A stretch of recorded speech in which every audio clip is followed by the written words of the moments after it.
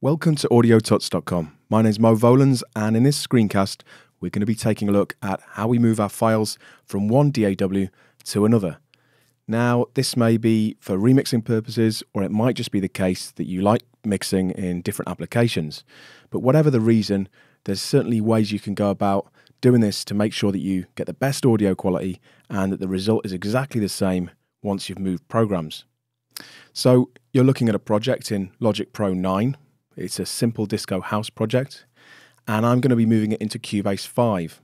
Now, don't worry if you don't use either of these applications. I'm just showing you the process, and you can translate this to any application you might be using. You could be working in Reason and Record or Ableton Live or even Pro Tools, but the technique really remains the same. So we'll take a quick listen to the project. I'll just play you one little section so you can hear what's going on. And then we're going to look at taking various parts out and the settings we're going to use and pre-flight checks, if you like, before we get the audio moving.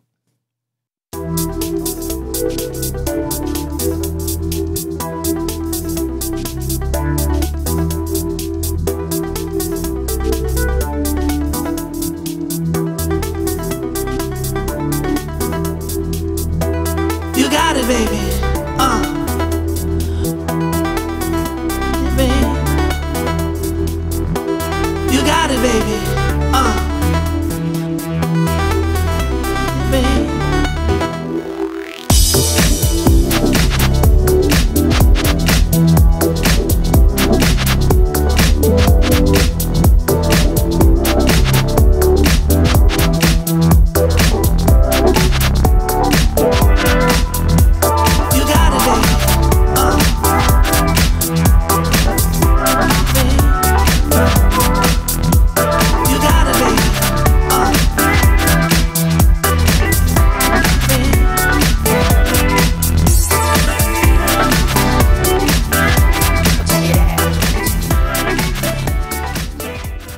So as you can see, there's lots going on there. We've got samples, we've got MIDI playback, we've got effects, there's even some vocals thrown in there.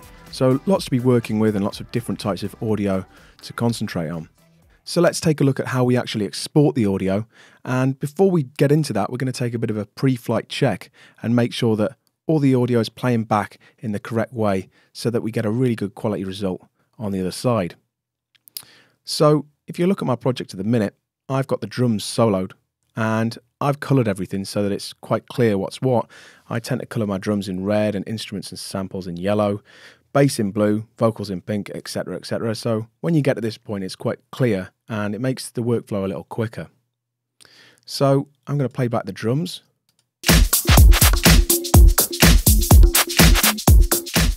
Okay, the balance sounds pretty good. Everything sounds great. There's no clipping or distortion. And you can quickly check this in the mixer.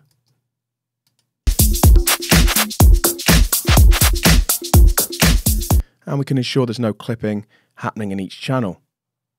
Now, moving over to the right of the mixer, we can see here on the master channel, I've got some basic mastering plugins. And really this is just so I can export a demo or I can hear what it's going to sound like with some mastering applied. So I'm going to turn these off. And there's just a limiter there and some EQ and a bit of light bus compression. Now, turned off, it means that everything we export from this point is only going to be treated in the way it is on the actual channel, and it's not going to be treated again by the mastering processors. So we're going to get a good amount of headroom, and we're not closing too many doors with too much limiting or compression.